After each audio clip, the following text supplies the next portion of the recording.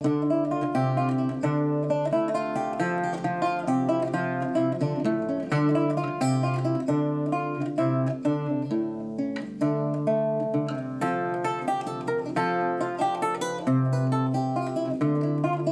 I'm Peter Adamson, and you're listening to the History of Philosophy podcast, brought to you with the support of the Philosophy Department at King's College London and the LMU in Munich, online at historyofphilosophy.net.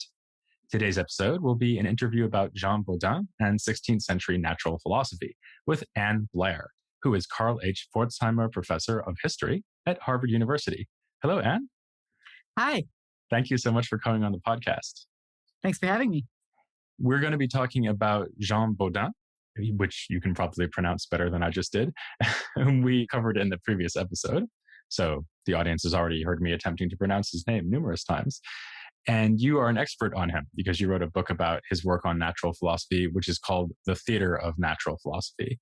And I was curious if you could start by telling us something about the title, like why theater, obviously, but also why natural philosophy. So what did they mean with that phrase in that era? Theater is a lovely metaphorical title, which is part of a cluster of metaphorical titles that people love to use in this period to describe books that tried to encompass a wide scope in a way to bring it to your mind, your eyes rapidly. And so, for example, we'd call them encyclopedias today, I say. But that term, although it was coined by Rabelais, among a few others in the early 16th century, was very rarely used as a title of a book. Instead, for example, Vincent de Beauvais in the 13th century calls his encyclopedia a mirror, the great mirror of natural philosophy. So Bodin is a theater. Others have gardens. There's the bundle of flowers. So all these lovely metaphors describing this idea of bringing together all kinds of things for you to see. But Bodin spins his analogy with a sort of an emphasis on divine providence, right? He says in his dedicatory epistle, the theater of nature is nothing other than a sort of table of the things created by the immortal God, placed before the eyes of everyone, so that we may contemplate and love the majesty, power, goodness, and wisdom of the author himself and his admirable providence. So that's his project, really. And you're absolutely right. The other term in there is natural philosophy, which is our term, really. He calls it the theater of nature, but natural philosophy was an actor's category, which covers the study of nature, what we might call science. But of course, that term is much more recent. I mean, it meant certain knowledge at the time, but the term like scientist dates from the early 19th century. So I think natural philosopher was the main label that people used about themselves when they were busy talking about science. Of course, Jean Bodin, and your pronunciation was perfect, is principally known as a political philosopher, not a natural philosopher. So my study really is about a little-known work, his last work, published in 1596, the year of his death, of a man who was famous already for something quite different, really. Although I think there are parallels, everything is much of a muchness. His philosophy hangs together. He's also interested in the hand of God at work in human history. And here he is interested in the hand of God at work in the natural world. And he has a very similar method of working, which is piling on examples of many different kinds from which then he tries to, reach conclusions. I think he's got more strident conclusions in his political philosophy because he's addressing current issues of politics and a crisis in French government, really due to the civil wars caused by the religious acrimony, not just between Catholics and Protestants, but between Catholics and Catholics, extreme Catholics and less extreme Catholics. And Bodin was definitely one of the politique, sort of the moderate Catholic camp. So in his natural philosophy, he doesn't really have a strong single message. He's not trying to resolve a problem, although his basic point is we have a crisis of natural philosophy because Aristotle, the foundation of natural philosophy as studied in universities, as studied by many philosophers, in the Middle Ages and for much of the Renaissance, he perceived to be impious, not properly pious philosophy. And so Bodin is setting out to create an alternative, but rather than really coming up with an alternative, what he's really doing is just poking holes in Aristotle. And he does that on a very wide range of topics, and it's extremely diverse. As you said, there's all these examples, there's all these topics. So how would he have gone about composing a work like this? Yeah, that's a great question. And we do not have any manuscripts of Jean Bodin, partly perhaps because he had them destroyed near the end of his life. He was worried about, being found to be heretical or at least to be suspected of impolitic views. So he certainly was living in a difficult time and very conscious about his legacy. So we have no manuscripts. But I argued from the work itself about how he plausibly took notes from his readings under topical headings from which he then drew to compose his natural philosophy, but equally well, one can surmise his political philosophy, his 6 books of the Commonwealth. So this would be maybe comparable to a commonplace book. This is like, for example, we looked at work on politics by Lipsius, which is also a commonplace book, right? So all these quotations from antiquity.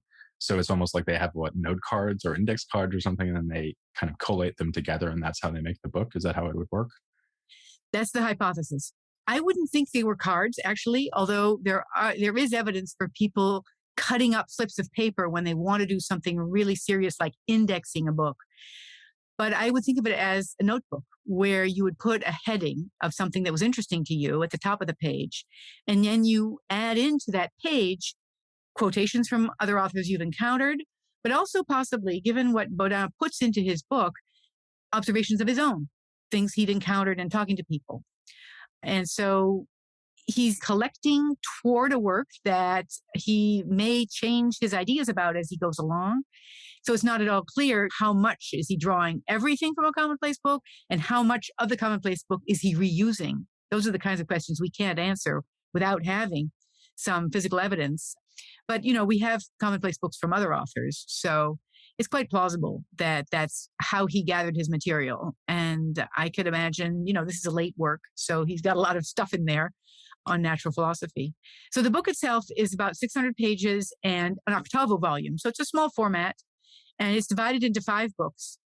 And it's ordered by Book 1 on the principles of nature, very much Aristotelian topics about place and motion and the elements and the causes and so forth. And then he moves up the chain of being from the meteors and metals and minerals to plants and then animals and then humans with their senses and their souls. And then finally, he's got the heavenly bodies. So that's a pretty classic way of proceeding for talking about the natural world, as you say, the whole thing in a small compass. That's the theater idea. That makes it sound very well organized. But in your book about this book, you say that in the theater of natural philosophy by Bodin and also similar works by other authors, there's what you call a tension between order and variety. And I was wondering what you meant by that. And I guess I was also wondering whether this is in a way part of the anti-Aristotelian drift of what he's doing, because Aristotelian philosophy at least presented itself as being incredibly systematic. Whereas, although he has these headings, right, sort of moves through the cosmos, as you just said, it seems like under each heading, it's kind of a jumble of different things, right? And I mean, that could be because of the way it was written, as we were just discussing. But couldn't it also be that he just thinks this is how natural philosophy should work? So you should sort of make observations about a whole wide range of things and not try to force it into the scheme of the Aristotelian structure. Yeah, that's a great point.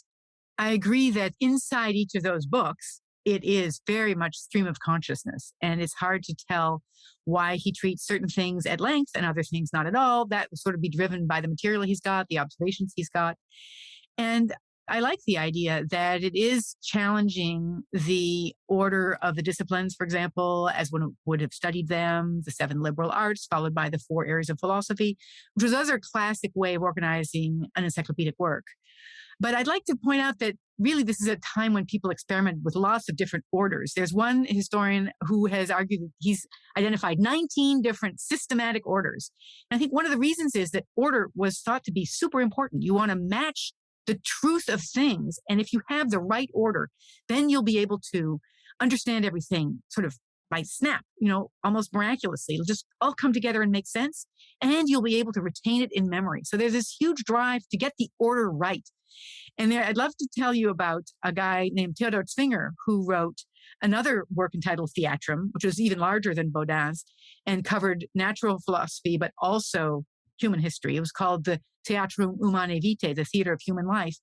And it was, 1.5 million works at first, and then he revises it 3 times, and it gets bigger and bigger each time, down to, triple the original size. And each time he rearranges the whole thing. And it is so complicated, but he's so proud of his order. He gives you branching diagrams, mapping it out. And he spent a huge amount of effort doing this. And of course, to us, honestly, it makes very little sense. I mean, he moves, between binaries. He's got an ethical scheme. So he goes through the vices and the virtues and he pairs them up together and so forth. But why this order rather than another one exactly is completely unclear. And what's kind of sad is I came across a wonderful quote of a contemporary, a dozen years later, who's commenting that Zwinger put an enormous labor, he says, into organizing the headings. But he says, I don't know that the fruit was equal to the labor. Oh. Indeed, the order is neither constituted accurately according to logic, nor is it such that you could refer all things to it or find what you desire without great difficulty, unless you take refuge in the alphabetical index. Oh, okay. And in a sense, that is the key to everybody doing whatever they want, because you have an alphabetical index if you really want to find something. Of course, Bodin's book does not have an index. So he's forcing you to read his thing in order. But a lot of, I'd say, some of the liberties people take with order in the 16th century is made possible by the alphabetical index, which Zwinger has. He hasn't just one, but a few, 3 of them. And then, of course, another order, which just says, I'm not going to have an order. It's this self-consciously miscellaneous order, proud to have no order, because it boasts about the pleasure of variety, that you're going to have fun. You're going to be surprised by what comes next. And of course, if you do want something useful out of this, you can get it through the index. And so that is classic of, say, Erasmus's Adages. Certainly Erasmus's Adages, a collection of proverbs from antiquity with his commentary, is not the only book miscellaneously organized, but it was so popular, very widely reprinted and also abridged and imitated. That sort of gave cachet in the 16th century to the miscellaneous order. Of course, in the long run, the miscellaneous order did not, become a thing. I see it as sort of a specifically Renaissance experiment. Because, the order that does prevail, which Bodin does not use at all, is alphabetical order.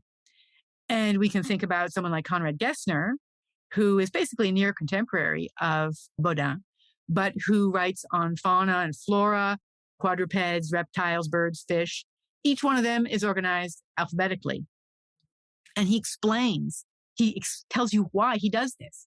The utility of alphabetical order comes not from reading the book from beginning to end, which would be tedious, but rather from consulting it per intervalla, by intervals, intermittently, non-sequentially. And so it's fascinating. He has to explain that in his front matter, that that's how he expects you to read. He's doing something new, which of course will become characteristic of what we think of as the modern encyclopedia. That's what we expect out of one of these things. Right, because no one reads a modern encyclopedia cover to cover, and you can't, right? It's too long. And so these works you were just describing, when you first were describing them, I was thinking, wow, how could anyone even use a book like this? And the answer is, you don't sit down and read it. You somehow navigate your way through it, and they're kind of working on what you might call technologies of the book to help the reader do that. Exactly. I mean, I think Bodin's book in particular is not that big that you must consult it, but the Gessners and the Zwingers of the world are so huge that yes, that's the only way. I have to say, I feel a little sorry for poor Zwinger doing all that work and getting told off for it. But he's a treasure trove. I mean, you can use the index now and you find amazing anecdotes. He didn't lack for hubris. He felt he was offering what God will see at the last judgment is all the behaviors of humans. So that's a different idea of theater, of bringing it all together, but also kind of like the people are on a stage. Whereas Bodin's theater is nature, is what's the stage that we're looking at, and we're watching God through nature. We're appreciating his actions. Yeah, all the world's a stage, so to speak. Yep. That's the Shakespearean one, which, they're all interconnected. One thing that your description of how these books were written makes me wonder, though, is that it sounds like a very kind of literary activity. So, for example, if we're imagining them with these notebooks, presumably the notebook is next to the books that they're reading. So they're taking notes on their reading. And that isn't at all what we think of as science, right? So we think of science as like going out and looking at the world. And that makes me wonder, is there any role of, I mean, experimentation would probably be too much to ask for, but what is the role of something like experience of actual phenomena in this kind of natural philosophy? There's very much a place for experience. And even in medieval natural philosophy too, experientia. People could bring in things that they've experienced personally or vicarious experience that other people have reported. So you're absolutely right that it's fundamentally a textual activity, a bookish activity, but it's very much about the natural world, and you want the text to match the natural world. And I'd just like to point out that Aristotle, gets a bad rap for creating this system, which obviously, is going to be overthrown in the course of the 17th century, except for logic, which persists a very long time. But Aristotle, too, did a lot of observing. He opened those eggs at various stages of the chick's development, and he found some kind of fish in the Mediterranean that people didn't think existed until they found such a specimen in the 19th century. I love these stories of Aristotle the observer. So no one necessarily feels they have to be anti-Aristotelian just by observing. And I think it's true that it's the Renaissance Aristotle. The Aristotle the observer was less in the canon of Aristotle that people read in the Middle Ages, and rather the parts of animals and these other more empirical texts became known by the humanists and so forth. So in some sense, Bodin is heavily indebted to Aristotle. Of course, he's got causes and elements and is very much speaking in Aristotelian terms, but of course, to criticize a lot of the specifics of Aristotle. Sometimes he's doing targeted experience searching. So I love this example that he talks about whether the ostrich can digest iron, which is something that Pliny had said in his natural history. So, obviously, this is an important question. He doesn't have a pre-theoretical idea like we would have. Oh, I don't think so. And he just wants to know. So he said he has seen some ostriches brought to France and watched them be fed by the tamer. Nonetheless, I could not understand anything from the tamer. Oh, the tamer speaks a different language, in other words. Yes, it seems there's a serious language barrier, but you can see Bodin seeking to find out, whether the tamer served nails to the ostrich. I don't know. And of course, this failing. At other times, though, he talks about, for example, he recalls his experience in the fish markets to support his argument that salt water is purer than fresh water. The fish of the ocean are bigger, better, and more tasty than the others, as I experienced in Toulouse, where fish are brought both from rivers and from the sea. So that's sort of his personal experience and possibly also talking to fishmongers integrated into his book. So he has plenty of references to everyday experience or targeted experience. He's not exactly making any experiments, controlled experiments. And of course, sometimes experience shows some pretty weird things. Like he says, I saw a topaz set in gold, broken in many places, to which the Toulousains attribute the power of changing color to signal danger. So that this stone has magic properties, and he's seen one. And so it's not magic. It is the nature of the stone to do these cool things. So in that sense, of course, experience can be capacious, as we would say, by our lights. Of course, we come with all this baggage of, oh, that's not possible. And I think in the Renaissance, they don't have that. They're imbued with the omnipotence of God. Who are we as humans to say this isn't possible? Of course, God can give all kinds of properties to things. And of course, there's the magnet and iron, and they attract each other at a distance. How does that work? Why is it crazier to say that this stone changes color when it perceives danger? When you described him looking into things like, can an ostrich digest nails, iron nails? Don't try this at home, kids. It strikes me that if we were describing the motivation for that, I think the natural thought would be, well, he's curious, right? And that doesn't seem to fit obviously with what you've been talking about several times, which is this idea that his work is a theater which depicts the theater of nature, the point being to display God's providence and majesty and so on. And also, I mean, the word curious or curiosity, at least in the medieval period, was often used as a kind of accusation, right? Like you're showing curiosity. Even in Augustine, I think this is present, right? So is there another tension there between what you might call idle curiosity and this focus on nature is something we already saw with Melanchthon, actually, this focus on natural philosophy as a way of displaying God's might and justice and order. Yeah, I think there's a potential for tension. And Bodin does not use the word curious himself. Curious, comes from cura, for care. So curious could also mean just doing something carefully. Like even Samuel Johnson in the 18th century talks about curious reading, by which I think he means a very focused, careful reading. But I think actually the whole focus on divine providence liberates people to feel that focusing on nature is admiring God. And so it's not so bad. Basically, it's okay. It's a form almost of divine worship. And of course, natural theologians will play that up. But I see Bodin fitting into that tradition very much. He does, though, draw limits. He feels that humans shouldn't be idly trying to explain everything. And he does not like how Aristotle tries to explain everything, things like, for example, earthquakes by exhalations that are trapped underground and burst out. Bodin feels that basically, he says you can go crazy through reasoning, and it's much better to just acknowledge that you can't understand, that these are part of the mysteries of divine creation. Personally, he suggests that demons might be operating in earthquakes. So he's willing to bring in some supernatural, what we would call supernatural. Of course, it's all through divine permission. So he's critical of Aristotle for trying to explain too much. And he says that humans should confess ignorance rather than hubristically coming up with crazy explanations, basically. Sounds a little bit like he's trying to have it both ways. So if he thinks it's worth looking into something, like can ostriches ingest iron, do stones change color because they're afraid, then he looks into it. But if Aristotle does it, then he's like, oh, Aristotle, stop presumptuously looking into the secrets of God. I think you're absolutely right. He likes to criticize Aristotle, and he doesn't have a whole lot to offer in his place. So then he just offers confession of ignorance, admiring God, and we move on.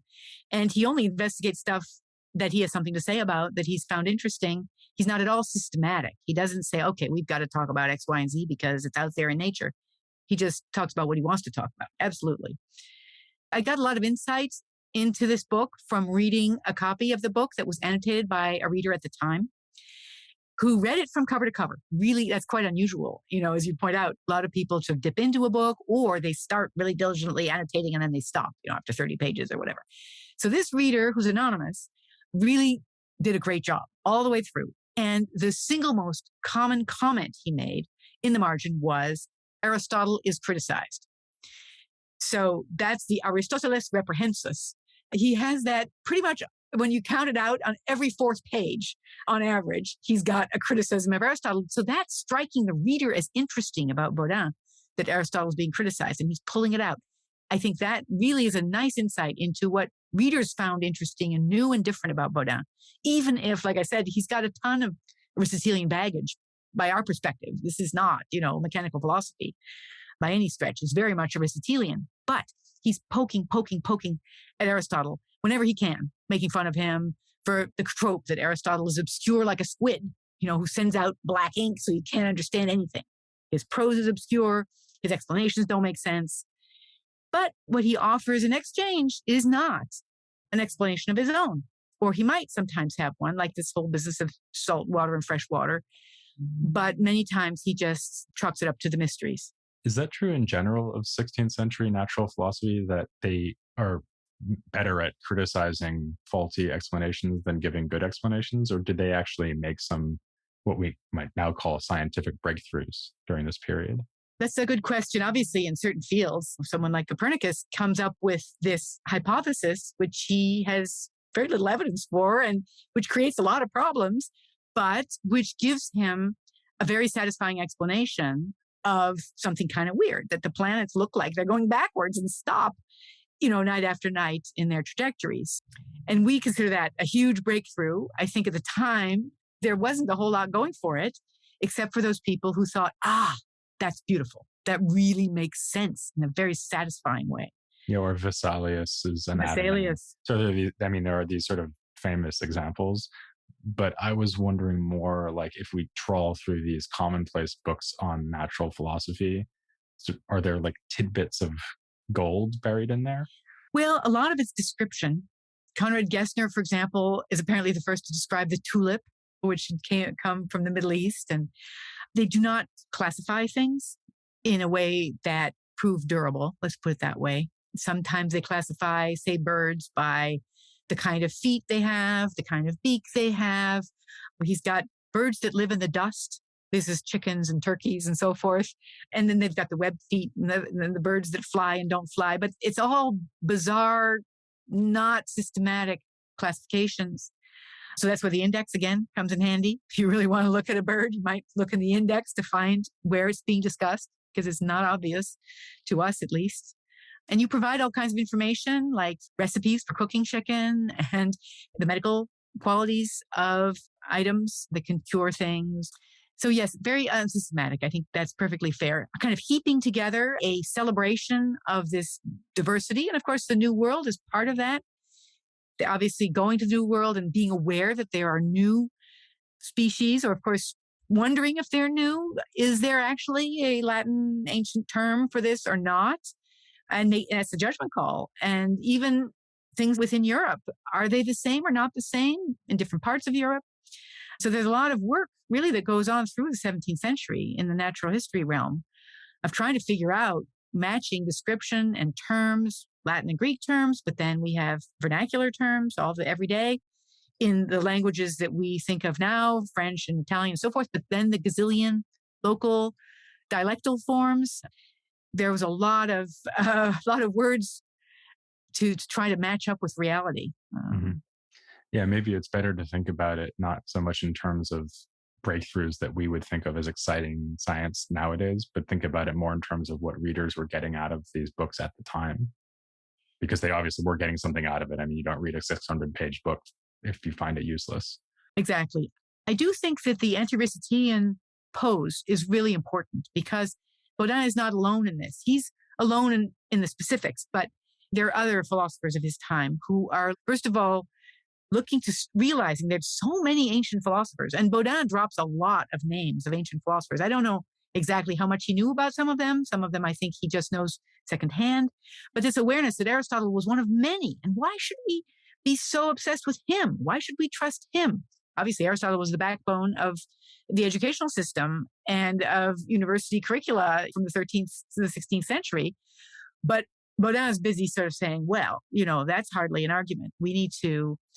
And then other guys like, I don't know, Patrizzi or Lipsius or Gassendi are busy looking to other ancient philosophers, whether it's Plato or the pre-Socratics or the Stoics or Lucretius and the atomists, and saying, we can just get as good or even more pious philosophy from looking at these ancient philosophers. Why obsess with Aristotle? So I think it's an important moment of destabilizing Aristotle for a lot of people and creating some doubts. Of course, the curricula, and the Jesuits in particular, go on saying that the Thomist synthesis is basically the key to having a pious philosophy, and you will follow the mainstream. But in Protestant universities, Bodin was actually read and commented on, and it was part of having trouble with that Thomist synthesis and trying to think of alternatives. Of course, the big alternative was someone like Descartes, who also thinks he's offering a pious philosophy, but it's awfully different from looking at an ancient source and doing this whole textual analysis and commentary. And yet, I think it's part of the context out of which Descartes comes. The anti-Aristotelianism is obviously a point of continuity with the 17th century. You mentioned a couple of minutes ago that the mechanistic philosophy that we're going to get in the 17th century is not really part of the story here in the 16th century. Are there other continuities, discontinuities you would point to? I mean, specifically with natural philosophy in the 16th and 17th century? I think the idea that you see God through nature has a huge continuity. Someone like Robert Boyle, writes The Christian Virtuoso. Even Descartes, you're seeing the laws of nature. You're seeing God through the laws of nature, or Newton through the laws of nature. Whereas others will emphasize you see God in every particular. You see God through the microscope, Hooke's micrographia, or you see God in the heavenly spheres. But that whole justification that doing natural philosophy is a good thing, it brings you closer to God, is very long-lived. And it's continuous, I think. It actually reaches back, of course, to the Middle Ages as well, but just runs right through into the 18th century. And one could argue through Darwin, really. Okay. Well, that's certainly looking ahead pretty far. For now, I'm going to look ahead not nearly as far and only to the next episode, which is going to touch on something you kind of just mentioned, actually, which is this kind of recuperation of Hellenistic philosophies, which is part of what we see in a whole range of humanists around the turn of the 17th century, and also something we see in Montaigne, who we're getting to soon. So that's what's coming in the next few episodes. For now, I will thank Ann Blair so much for coming on the podcast. Thank you. Great fun. And please join me next time as we move on to later French humanism here on the History of Philosophy Without Any Gaps.